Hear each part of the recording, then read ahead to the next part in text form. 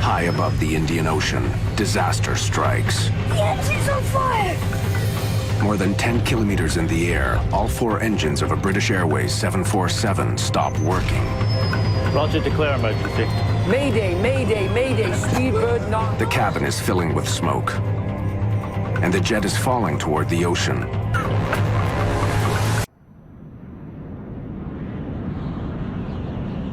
June 24th, 1982. British Airways Flight 9 cruises through the sky over Indonesia. In just a couple of hours, all 263 people on board are scheduled to land in Perth, Australia. Captain Eric Moody, one of the first at British Airways to be trained on the 747. Jakarta Control, Speedbird 9 over Halim at level 370. Speedbird 9, roger. First Officer Roger Greaves has been a co-pilot for more than 6 years. Barry Townley Freeman has been a flight engineer. As the jet flies over the city of Jakarta, it's cruising at more than 12,000 meters and has been in the air for a little over an hour.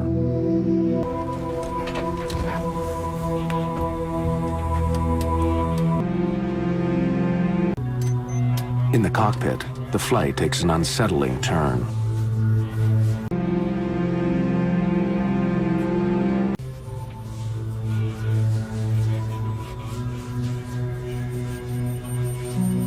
I think we better get the captain back up here.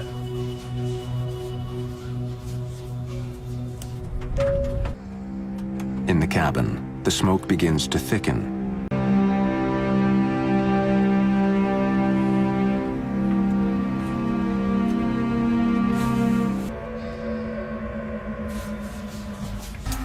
When did it start?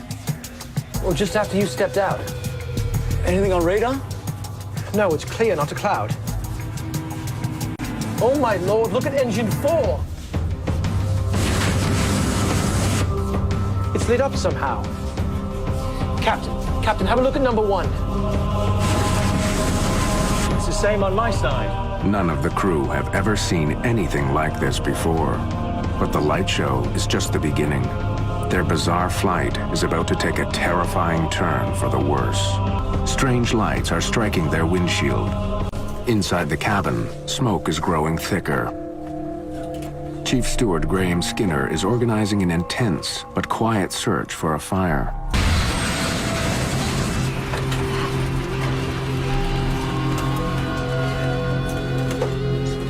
Flight engineer Barry Townley Freeman is checking his instruments carefully. He smelled the smoke, but so far has no indication that there's a fire in any of the plane's systems. They are suddenly faced with a frightening new surprise.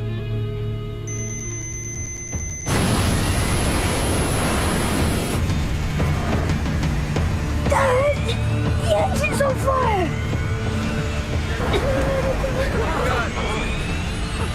Cheers. Sit down.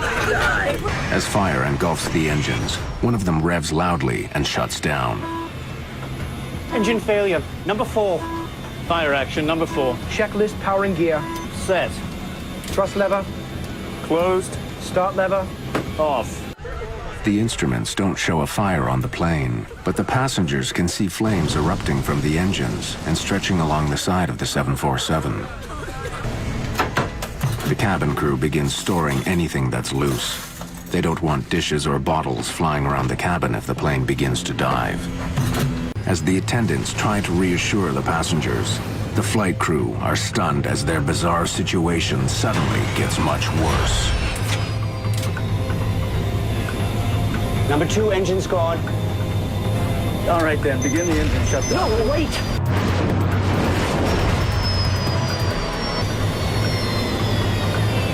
We've all gone. All 4 engines have failed.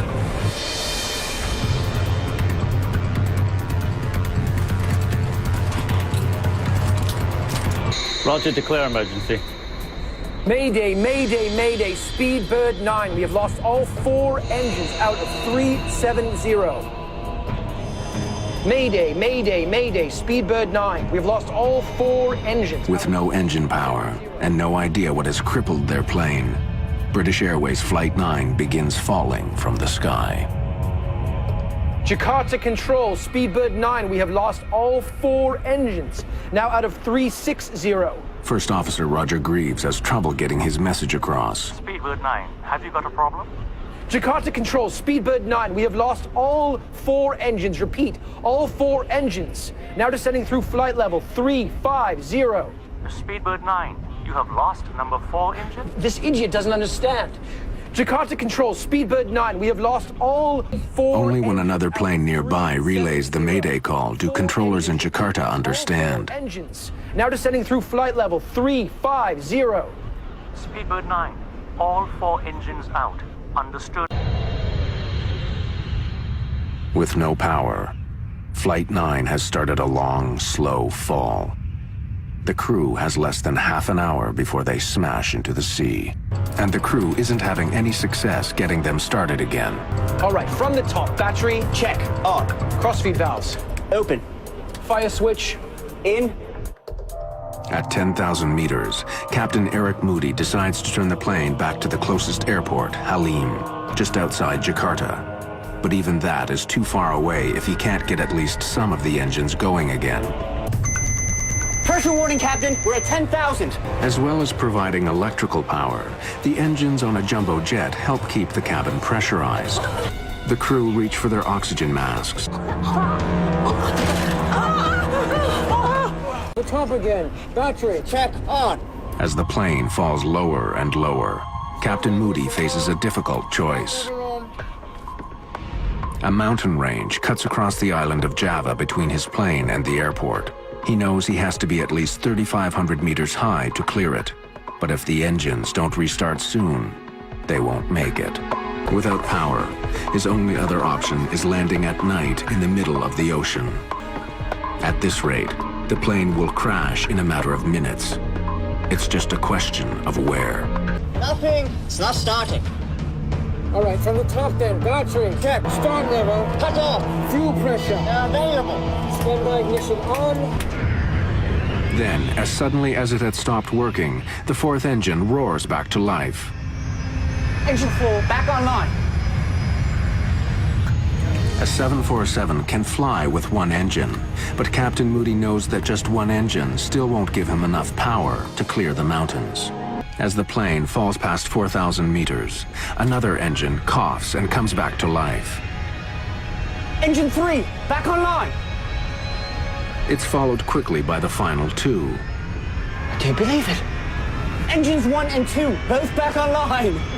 From almost certain disaster, the crippled jet is now under full power. Jakarta, Speedbird 9, we are back in business.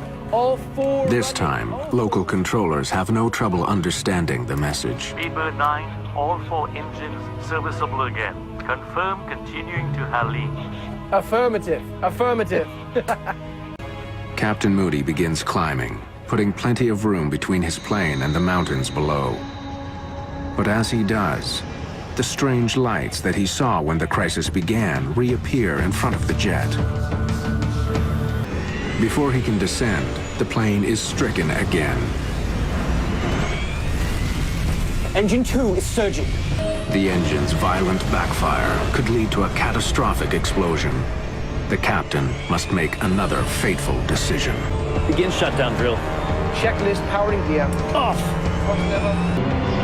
As the plane closes in on the airport, First Officer Greaves thinks the windshield is covered in moisture, making it hard to see through. Somehow, the glass itself has been badly damaged. For some unknown reason, I looked out the edge of my windscreen, and about a 2-inch strip down the edge on the left-hand side, I could see much more clearly, but I couldn't see anything much out the front. It was getting more and more opaque the nearer and nearer we got to the lights. The crew gets a final unwelcome surprise. Equipment on the ground that helps them descend at the proper angle isn't working. After all the troubles they've been through, now the crew has to land their plane nearly blind. 300 feet, Captain. 200. 100. 50 feet. 30 feet. Reverse. 80 knots.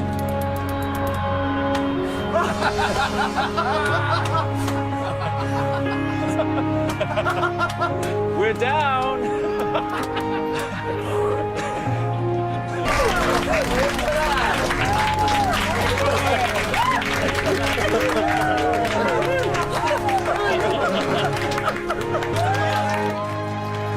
Safely on the ground at Halim Airport in Jakarta, passengers celebrate the end of a harrowing ordeal. In the cockpit, the flight crew are relieved. The damage to the 747 is extensive. The windshield is heavily scratched. The wings and nose of the plane seem to be sanded down. The paint has been stripped off. Bare metal shows through. The engines were choked with fine dust, pieces of rock and sand. When it was closely studied, they learned that the debris was clearly volcanic ash. The night they were flying, there had been a major eruption of the Mount Galunggung volcano. It's located just 160 kilometers southeast of Jakarta. As the ash cloud rose more than 15,000 meters into the night, winds pushed it to the southwest, right into the path of British Airways Flight 9. The crew of Flight 9 was recognized with awards and commendations in the months after their incredible night.